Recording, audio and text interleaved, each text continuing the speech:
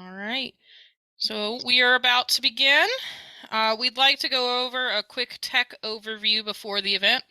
Please be aware that everyone enters the event with their cameras off and microphones muted. Please keep them this way for broadwidth reasons. This session is also being recorded, so if you do not want to speak or show yourself on camera, you can communicate through the chat function. At the end of the talk, we'll open up the meeting for discussion. Please direct all questions prior to this to the chat. If you wish to speak on camera during the discussion, please use the raise hand function and we will call on you. The recording of the talk will be the only thing posted on our YouTube channel, but we understand if you'd rather engage in discussion via chat. If you're having any technical difficulties, you can message Kate Haynes, who's under IWBC tonight, or Ryan Woodward privately in the chat function, or email iwbc.archive@gmail.com. Now, please welcome Leslie Heafy, president of the IWBC, and one of our speakers for this evening. Thanks, Kate. I appreciate that. And welcome everybody coming from, looks like, all over the country and some international as well. And we're glad you're here. And we're excited to be able to tell you about what we've been doing and where we're headed. But we want to start with just a couple of important things. And so you have in front of you our mission statement. If you are not familiar with it, you can see there pretty straightforward. The IWBC, education is the cornerstone. And that is something we focus on all the time to protect, preserve, and promote. And here is the other key: all aspects of women's baseball on and off the field. We want to inspire the next generation so that they realize their dreams of participating, but also passing on what they learn. So it's a combination of past, present, and future. And so, Kate, if you would move on to the next one for me. And so why are we here today?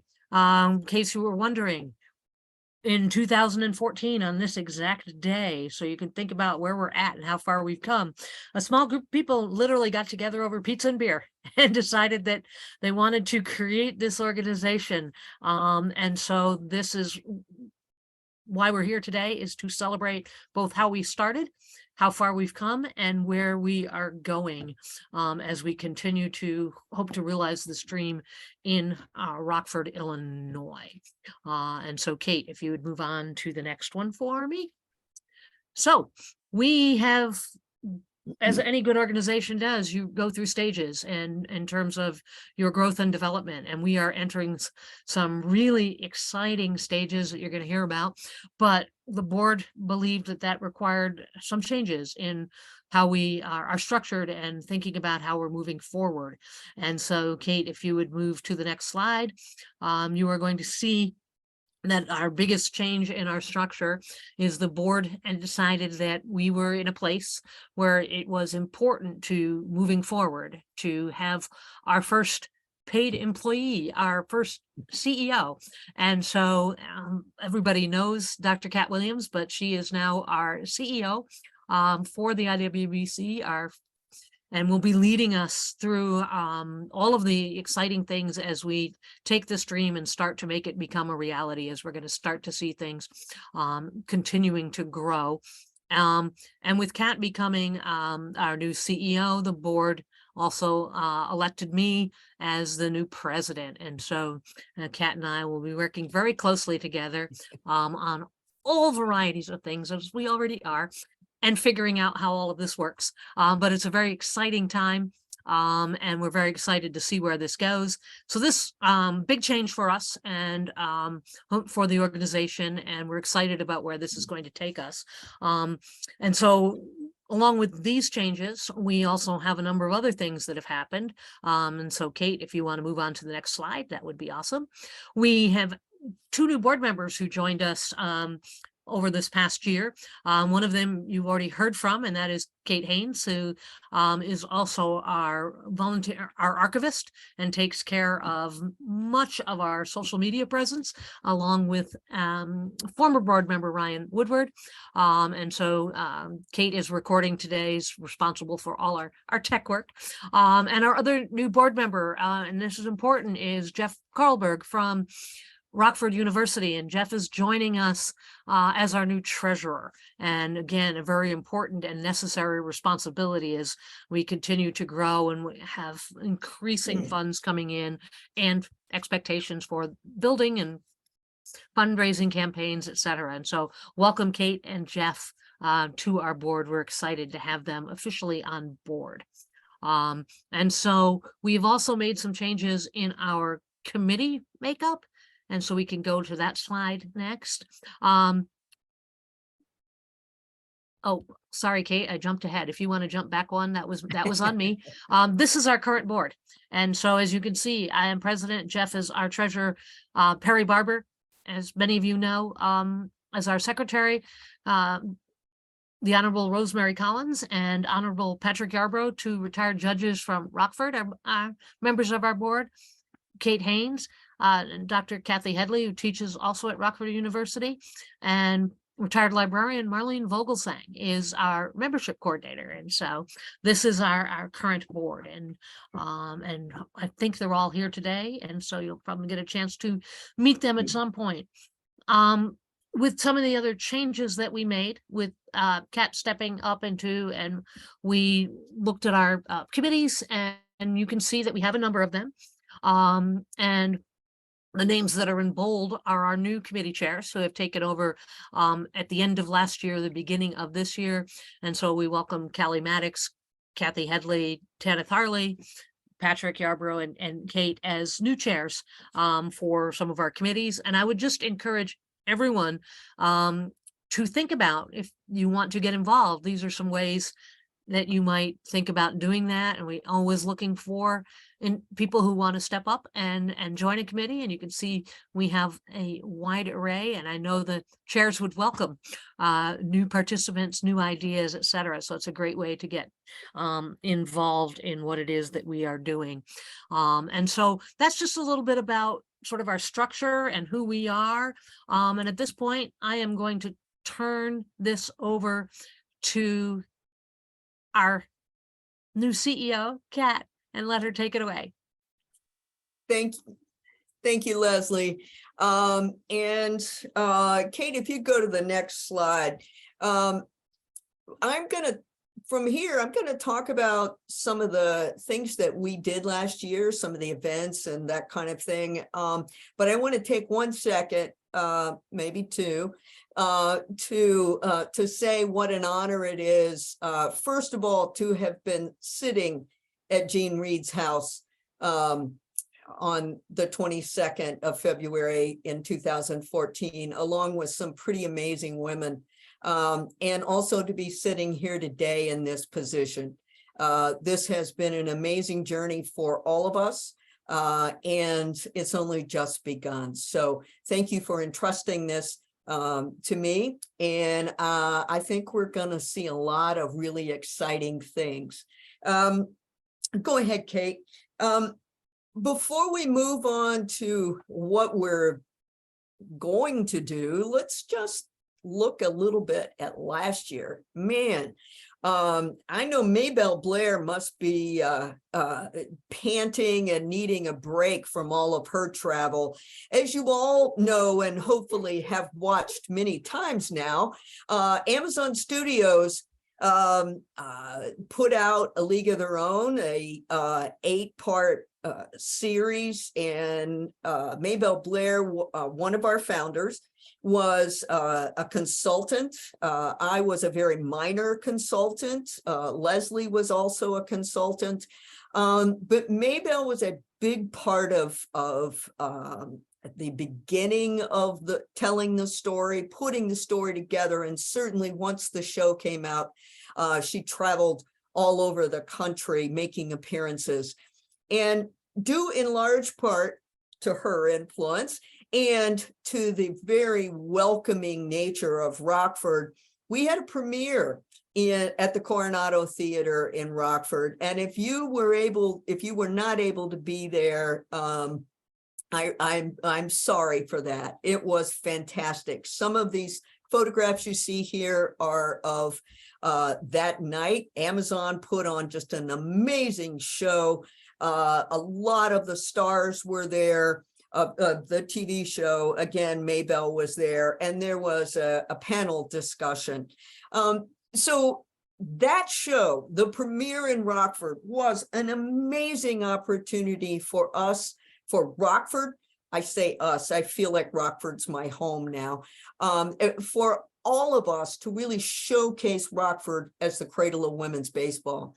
But also that same weekend, we were celebrating the 30th anniversary of the movie A League of Their Own. And one of the things that we did was host the Major League Baseball play ball event and out at Bayer. And the other photographs you see there are of kids playing on the field. This is what this is all about, right? It's about getting those kids on the field. And so this was an amazing opportunity. I think there were over 200 kids there. At one point, I looked up, I was standing at home plate, and I looked up as an entire line of kids were walking into Bayer Field from the neighborhood. And it was an amazing sight. Go ahead, Kate. Other things that we did that are certainly connected to Bayer and to what we're continuing to do in Rockford was we did a lot of maintenance to Bayer Field. Troops 601, Boy Scout Troop 601, you see pictured there, worked very hard with other volunteers to work on the benches. They built benches and installed them in the dugouts. They built bleachers. Without their volunteer help, it's work that would not have happened. The community, all pieces and parts of the community have been very much a part of this preservation of Bayer Field. And we're going to get to some other things in a little bit, some other things that we're doing at Bayer. But I want to make sure that Troop 601, that those guys get the kudos because they worked really, really hard. We're going to see some preservation work also done by students from Rockford University, but we're going to show that in a little bit.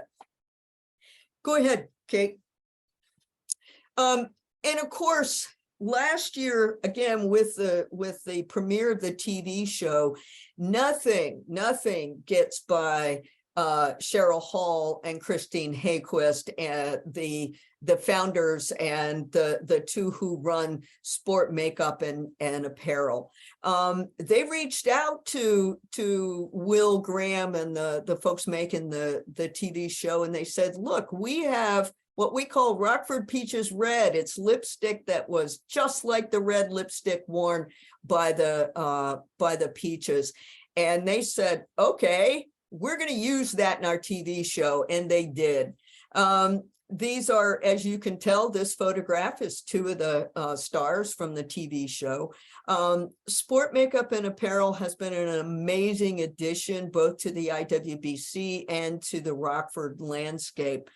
They continue to amaze. Go ahead, Kate. But we are also a place of education. Leslie, do you want to talk a little bit about the Women in Baseball Conference? Sure. Thanks, Kat. So last year we hosted our third Women in Baseball Conference with our wonderful partners at SABR, the Society of American Baseball Research. And it was again a virtual opportunity so that all of our international partners could join us as well. And our theme last year focused on women umpires, going from Amanda Clement all the way up to the present day. And we had a wonderful 2 days, or actually 2.5 days of presentations and panels, presentation of the Dorothy Award to Justine Siegel as a part of that conference. And we are excited about this upcoming year's conference, and I know that's looking ahead, but I figure I'll just mention it real quick right now. And this upcoming year's conference will again be a virtual hybrid conference in oh, there it is. Okay, so you can see it will be the last weekend in September, so 29th through October 1st. Call for papers the actual form has not come out yet, but you can see the deadline. It'll be coming out in the next couple of weeks. Our theme for this year is Through the Lens of Baseball, and we will be focusing on media in its broad, and writers, and in its broadest sense. And so we welcome all of you to be joining us for that conference, to think about presentations that you might like to make as well, as we continue to grow that as one of our educational efforts. And I'll turn it back to you, Kat. Okay, thanks. Another way that, go ahead, Kate. Another way that we educate is by highlighting individuals, organization, groups of people that have been instrumental in creating opportunities for girls and women in baseball. As some of you know, eventually on our site, we will have what we're calling an outdoor museum, and it will consist of 9 separate memorials, or pylons as we call them, and each one will focus on one of those individuals or one of those groups. We have designed and dedicated the first 4. As you can see, the first one was dedicated to Penny Marshall. As you all know, she was a director of the movie A League of Their Own, also a staunch advocate for women's sports, and specifically women in baseball. The second year was dedicated to African-American women in all aspects of the game of baseball. And then the third was dedicated to the international game. Last year, as Leslie said, the focus was umpires. Now, it's important to know that all 4 of these, and then the remaining 5, have been and will be designed by Rena Soklow. She is an amazing person to work with, and she has very patiently worked with us as we designed these 4. Eventually, all 9 of those will be, as I said, about 6 to 8 foot solid glass, hard glass memorials. And this will be the only place in the world where someone can go to and touch, physically touch something that represents and honors women in baseball. Go ahead, Kate. The other thing that we do every year, or well, not every year, but almost every year, is we host with Sabre an art contest. And this art contest is for professional artists, for young kids, for everybody in between. These are 2 of the winners. I am very honored to say that the painting on the left is now framed and hanging in my living room. I was immediately just blown away by this painting. As you can see, we're doing it again this year, and that deadline is August 28th. And you'll see more information about it. But again, this is another piece, another way that we use education to honor girls and women in all aspects of baseball, but also to foster it. And so not everybody is an artist, but not everybody is can play baseball or umpire it or coach it, but they may love it. And some of these artists fall into that category, as you can see. Go ahead, Kate. And of course, we are a place of participation. This is just one example. The Little Peaches have been around now for a few years, and Bethany Moreland is one of the founders of that organization. The IWBC has sponsored them.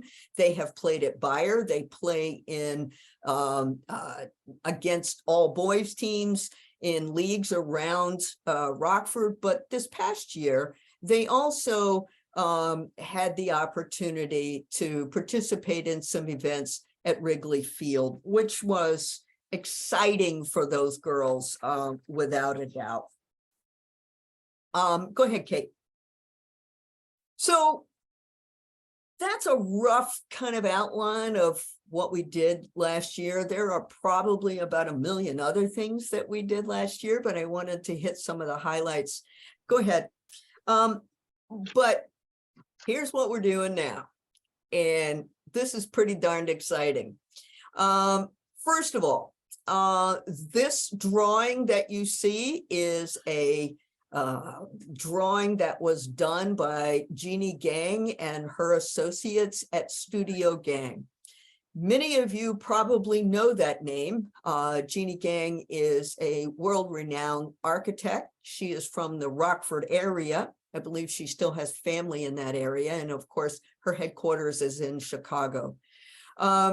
A lot of people said to us for the last few years, you know, you really ought to talk to Jeannie Gang. She's the best. You need to talk to Jeannie. And we tried, and then we finally got together, and they have been amazing. And so they agreed to do some preliminary drawings for us. And now they are on board to move forward with this project.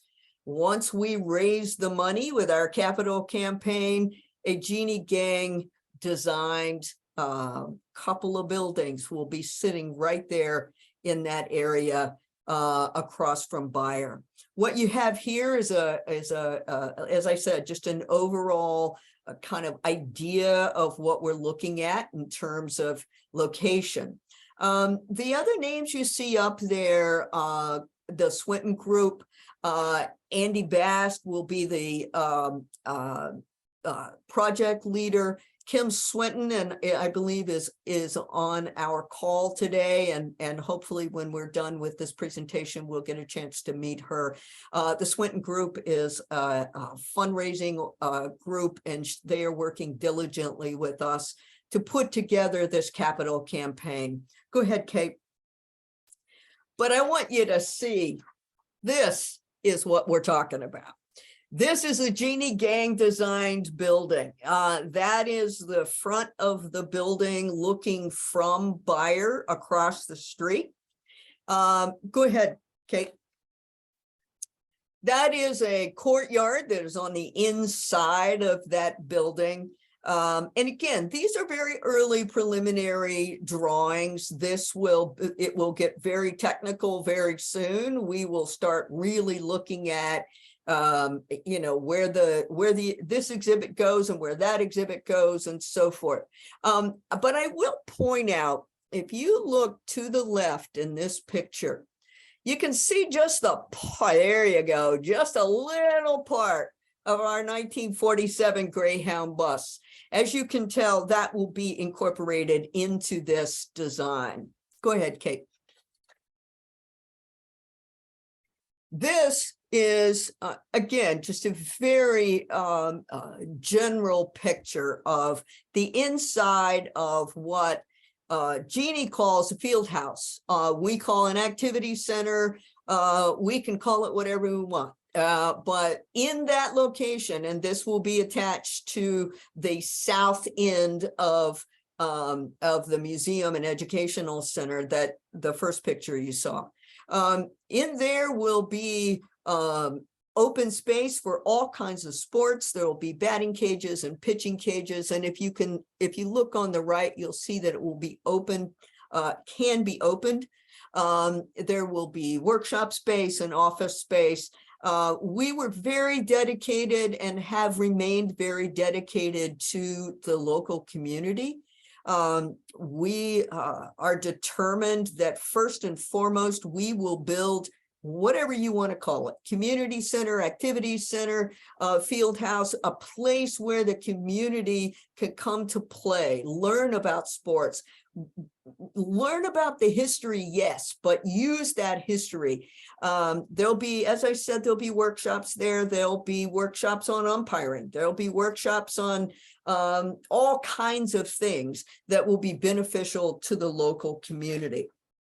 So that's the biggest thing. That's the dream. We are launching a capital campaign that we will talk about more later. Go ahead, Kate. But before we do that, we are making Beyer Field an even better place than it was. The renovations of Beyer Field over the years have been spectacular. There is a place that people can come to and get their pictures made in front of the historic ticket booth and get on the field and feel what it was like for those women in the 1940s and then beyond. Feel what it was like to be there on that baseball diamond. One of the things that we want to do, the IWBC now it has taken over the maintenance and the preservation of Beyer, also the scheduling of Beyer. One of the most important things that we want to do there is make it safe. We want to make sure that there's a place for local high schools to play. In order to do that, we had to have an outfield fence. It had to be certain dimensions, and we have made sure that's the case. The other thing we want to do is, as I said, make it safe. And what you see there, that construction, there were large manhole covers out in the outfield. There was some drainage issues, and we put a lot of time and effort into having that stuff removed and refilling it, leveling the ground. And of course, all of that is very time consuming and of course expensive. What you also see there are some of those fantastic Rockford University students who during their day of service came out to help with all of this work. That's also the picture in the bottom left is our photographer extraordinaire, Pat Yarborough. This is when they were first starting the fence. I have to admit, I've never in my life been so proud to stand out in an open field and see fence posts. But these Beyer updates are important because long before we build that educational center, long before we build that museum, people are going to continue to play baseball on Beyer, and we want to make sure that it is the safest and the most up-to-date it can possibly be. Go ahead, Kate. So to continue this year, continue our efforts in making sure that education is important, we're continuing or restarting the IWBC book club. These are just a few of the books that we have set up. This has been extremely successful. It's all virtual. And if you go to our website, you can sign up for those things. And, you know, some of these books are, as you can tell, some of them are for kids and some of them are more academically oriented. Some of them are novels, they're historic fiction. It runs the gamut. So it's always worth checking out and seeing what's on tap. All of these things that we've done, and this is just a sampling, all the things that we plan to do, none of them could be done without the people on the next slide. Naturally, some of the most important people are the board members, but there are other folks who, and believe me, this is not a complete list, but we have had support from the city of Rockford and the county of Winnebago from the second we stepped foot there. And Mayor Tom McNamara has been one of our biggest cheerleaders, and we want to thank him and the city of Rockford. And of course, Jay Sandine and the Rockford Park District, who has, without a doubt, always come to us with ideas and support and said, what can we do to help? And they've always stepped up and done it.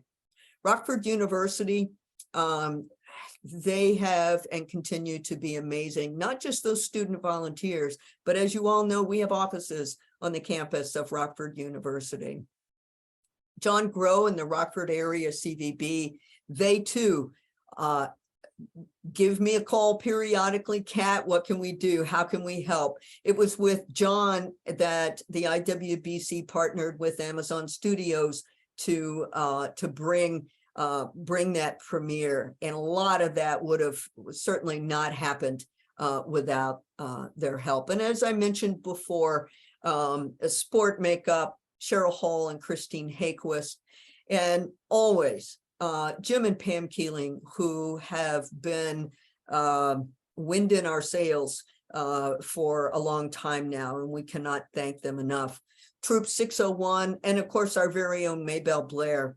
Kate Haynes, who makes sure that we all look good online. Sherry Harlan is our attorney, and Dr. Greta Rensenbrink takes care of some of the financial issues for us. And of course, a lot of the photos and things are contributed by folks that we can't possibly put on this list. But these are folks I want to make sure everyone hears their name, because this is a joint effort. Go ahead, Kate. Last March 31st, I believe, or maybe 30th, we lost one of our founders, Shirley Berkovich. Shirley was there that day in California in 2014, and she's been there every day since. Shirley was the voice of reason sometimes. She was really good at sort of keeping Maybelle Blair on a short leash. God knows none of the rest of us could do that. And Shirley was, in addition to a founder of the IWBC, Shirley was maybe simply the best person I've ever known. Losing Shirley has been very hard personally, and it has been very hard for this organization. Shirley's nickname when she played ball was Hustle. And the best way we could think of to honor her, other than get this building built, was with a Hustle Award. And this year, this is the first Hustle Award, obviously. And I'm going to turn this back to Kate to give us a little introduction to Shirley and to the award. And then we are going to announce our first Hustle Award winner. All right, thank you, Kat. Shirley Berkovich began playing baseball with her brother, and the neighborhood boys and the world should be grateful for that. In 1948, her brother convinced her to try out for the AAG-PBL, and at just 16 years old, Shirley became a professional baseball player. During her time in the league, Shirley was a utility player and earned the nickname Hustle. After retirement, Shirley never stopped serving as an advocate for women and girls in baseball, working with the AAG-PBL Players Association and as a founder of the IWBC. Whether she was advocating for girls and women in baseball, acting as a mentor, or defending and supporting her friends, Shirley was simply good. The memories associated with Shirley remember her as a sweet, kind, humble, considerate, thoughtful, caring, quiet, authentic person who was always true to her principles. Following her unexpected passing on March 31st, 2022, conversations began on how we could best honor her work and the continued work in the game she loved, which was eventually conceptualized into the Hustle Award. This award is meant not only to honor Shirley's memory, but to recognize someone who works with the same veracity for the game Shirley loved. Shirley was an example of the mission that the International Women's Baseball Center upholds, always working to educate, protect, and preserve the game for women and girls. She encapsulated where we've been, where we are, and where we're going in the movement. This work left memories with others that ignited their own passion for the game and created opportunities for similar experiences that Shirley was capable of taking advantage of in her lifetime. Shirley's work, dedication, and support sparked a legacy that carries on the work she could not finish and connects people globally with similar passions. Her work and support of others, especially in girls' baseball, inspired others in the fight and provided a role model to show it could be done. Shirley Berkovich constantly showed up for those that needed it, and her character and activism is reflected in so many others working in the women's baseball movement. One memory served the idea of the hustle word best, stating that Shirley hits you in the heart and inspires you to do, to want, and to be more. So I'm going to hand it over to Leslie to talk about our nominees. Thanks, Kate. And so it is our great pleasure to introduce you briefly to all 7 of our nominees this year for this first award, all incredibly deserving women who have made incredible contributions and really uphold everything that you just heard about Shirley. And in the chat, you can read more about each of the nominees, but our first nominee is Abby Batts-Batisto, who is one of the co-founders of the Leicester Diamonds baseball team in the UK that promotes opportunities for women and non-binary players to play baseball. And she helped in that effort with the other co-founder, who is another one of our nominees this year, and that is Alice Allie Clark, who's also a co-founder and general manager of the Leicester Diamonds.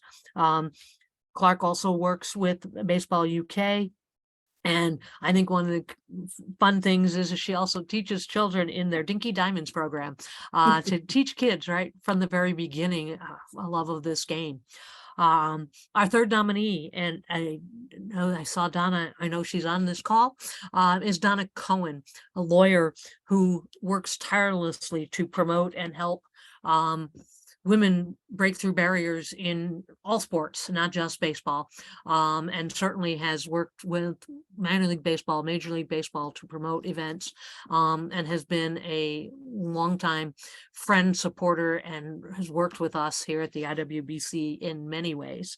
Our fourth nominee is Elizabeth Beth Greenwood, a player who has played her entire life, starting with Baseball for All and Little League and working her way through middle school and high school, played at the University of Rochester, and now is working with the Philadelphia Phillies, and so continues to contribute in so many ways from her own experience.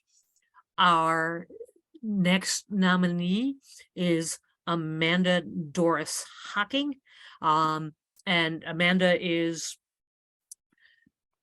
one of the original founders of Baseball UK and has dedicated her life to bringing forward the opportunities in the UK for women of all ages to participate in the game.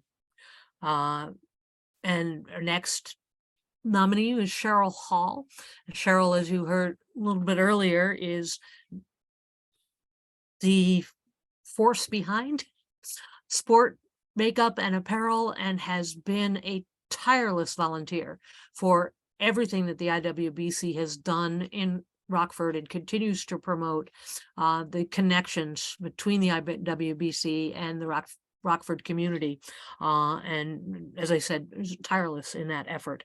And our final nominee is Melissa Ludke, and Melissa was writer for Time and Sports Illustrated in the 1970s, at a time when that was not something women had the opportunity to do. She was the only full-time national reporter assigned to Major League Baseball by Sports Illustrated. And as you can imagine, the experiences that she had to go through and the barriers that she broke to be allowed into the locker rooms and all of the kinds of things that are necessary to do that job. And so I want to us all to take a moment simply to, and if you want to unmute for just a quick moment? I didn't plan this, but just to clap your hands to give a huge shout out to all 7 of our nominees. So, because this is amazing. So if you want to unmute yourself, just to give a quick clap, or you can use if you know how to use the symbol, you can show your clapping on your screen as well. But I encourage you to read more about all 7 of these amazing women and all the contributions they have made. And so it's such an honor to be able to briefly introduce them to you. And I'm going to now turn it over to Kat, who is going to introduce us to our first inaugural winner. Thanks, Leslie. That's quite a lineup right there. I just want to say that it is absolutely one of my greatest honors to announce the first Hustle Award winner. And this year's winner is Allie Clark. Go ahead, Kate. Allie is a co-founder and general manager of the Leicester Diamonds. She, without a doubt, and believe me, we had a lot of people nominate Allie. She champions women, non-binary people and the LGBTQ plus community in baseball. She worked to create an inclusive team for women and non-binary baseball enthusiasts in the UK. Clark dedicates her time to recruiting, training, and empowering players to find a place on the diamond. Her positive attitude warms the hearts of everyone she meets, says one nominator. Clark makes her team a safe place and a wonderful experience for all. She works with Women's Baseball UK and completed a baseball coaching course to make sure she delivers the best training and coaching possible. She is, without a doubt, dedicated. She also takes the time to teach children about baseball in the Dinky Diamonds program. She plans to start a youth team to further encourage and educate children. Her teammates notice and appreciate her dedication and commitment to the team and inclusivity in baseball. Clark gives her time to baseball and shows profound dedication to the sport. And let me just say, that is only a small sampling of the long list of things and ways that Allie Clark embodies the Hustle Award. Allie, I'm not sure if you're on here, but go ahead, Kate, to the next slide. This beautiful award is headed your way, and we are very proud at the IWBC to give you the first Hustle Award.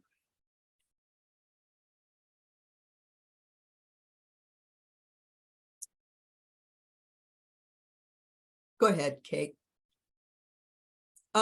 Before I move on, I just want to say that reading the nominations for all of those nominees and getting to know those women through the eyes of their nominators, even though many of those women I already know, was a treat.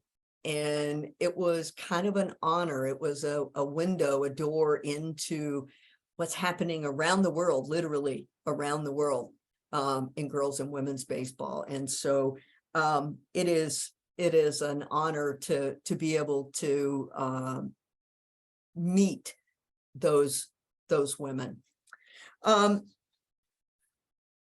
We will, as I said, be launching a capital campaign that at some point you're all going to hear way more about, probably than you care to. Go ahead, Kate. But we are right now focused on building a place of their own, building Buyer, building the buildings across the street, but building in a way that is not just a physical structure, building the community, building the women's baseball community. And as you've seen throughout this the past hour, we do that in a lot of ways, through education, through preservation, through hosting events and tournaments and things. And I want everyone on this event, and then folks that watch it later, to know that for us, when we talk about building a place of their own, yeah, it's a physical place, but it's also a bigger place. It's a place, it's a community of baseball. It's a women's baseball community, a women's baseball family, and the IWBC is dedicated to making that grow.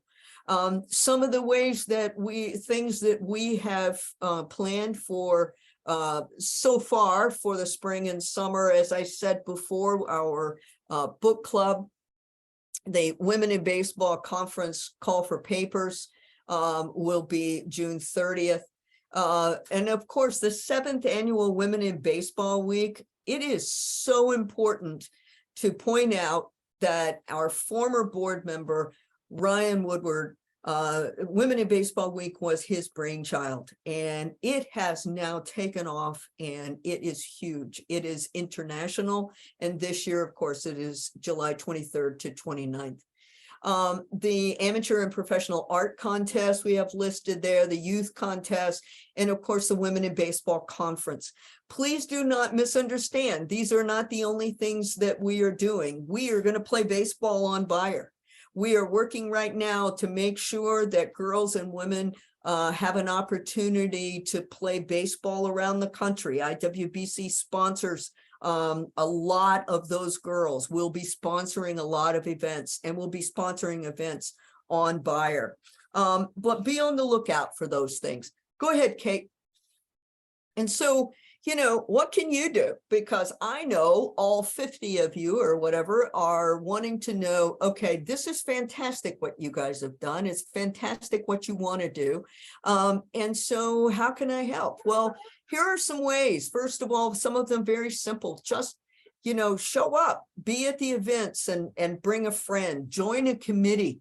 You know, share on social media, recruit new members, you know, and this suggest a program idea. That to me is one of the most important things as we move forward. We don't have all the ideas. We don't have all the answers, but we want to hear what you want, what you think. And a lot of the programs that we have created and that we're working on right now have come from those kinds of suggestions. We have a lot of committees, as you know, and we'd love for all kinds of people to sign up for those. And of course, you know, there's always ways to donate, but also donate artifacts, donate your stories, tell us your baseball stories, and don't forget to share your baseball news with us. We are very happy to always promote what's going on in the world of girls and women in baseball. Go ahead, Kate. And then, of course, lastly, please feel free to engage with us, talk to us, reach out to us. We are on every social media platform known to human, I think. And so we want to make sure that there's a way for you to reach out. And you know what? There's also a good old phone call, which is possible. So, you know, we want to hear from you. We want to hear your ideas, and we want you to be part of this movement. And so what I'd like to do now is Kate, if you want to just bring up all those smiling faces we've got out there,